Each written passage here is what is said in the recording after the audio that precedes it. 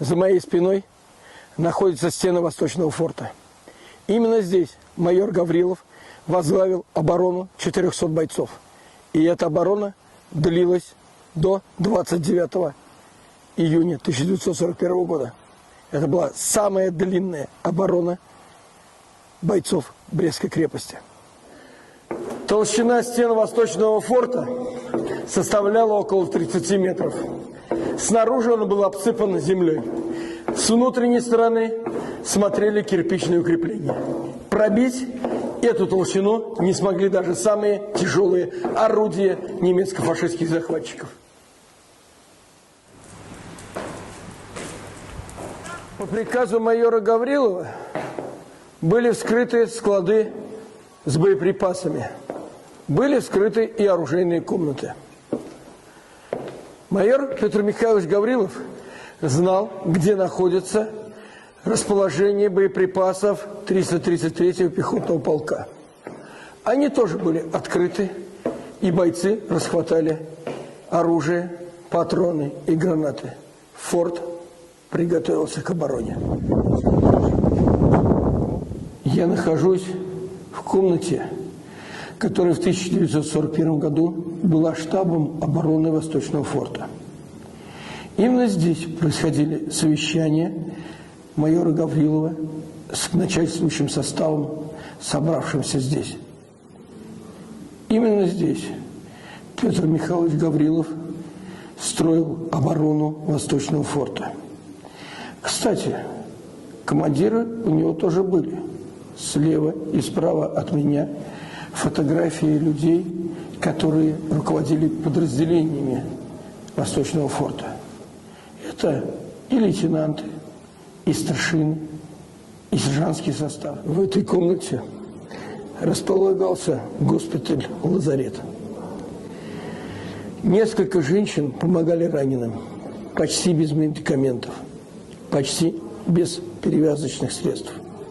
Старшей госпиталя была Раиса Ивановна Абакумова. В свое время по приказу майора Гаврилова женщинам выдали теплую одежду. Даже летом в стенах Восточного форта ночью было холодно. Одетые в шинели, женщины помогали раненым, а среди немцев пошла легенда о том, что форт защищает особый женский батальон смерти. В наших реконструкциях есть эпизод, когда бойцы закапывают боевое знамя. Это правдивый эпизод. В 1941 году в Восточном форте бойцы закопали знамя 393-го отдельного зенитного батальона.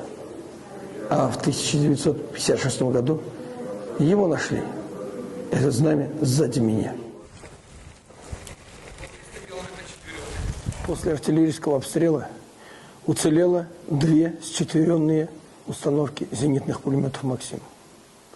Но не для самолетов. Их использовали в 1941 году. Их установили на прямую наводку. Сектор обстрела позволял расстреливать любую пехоту, которая возомнила о себе, что она может приблизиться к Восточному. В 1941 году эти пулеметы установили на прямую наводку.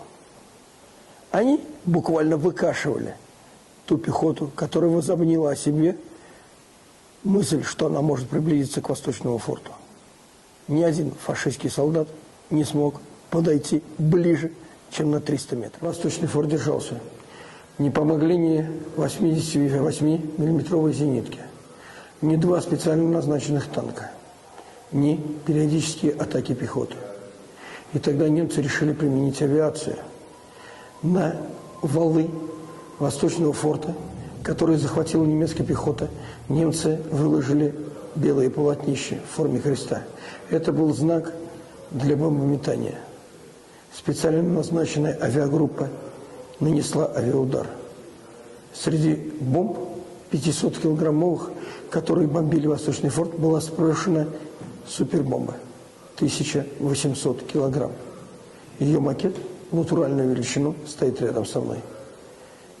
Взрыв потряс Восточный форт. Стены содрогнулись.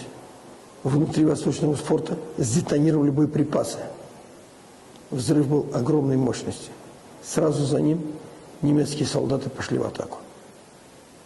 Это был последний день организованной обороны Восточного фронта. В какой-то момент сложилась патовая ситуация. Немцы оседлали вершину валов внешнего круга Восточного форта. Советские бойцы сидели на внутреннем кругу. Началась борьба гранат. Солдаты перекидывали гранаты с одной стороны на другую. Под валами находились позиции бойцов РКК. Немцы пытались закидывать их гранатами, привязанными к веревкам. Именно от этих разрывов, от этих осколков остались многочисленные отметины на стенах Восточного форта.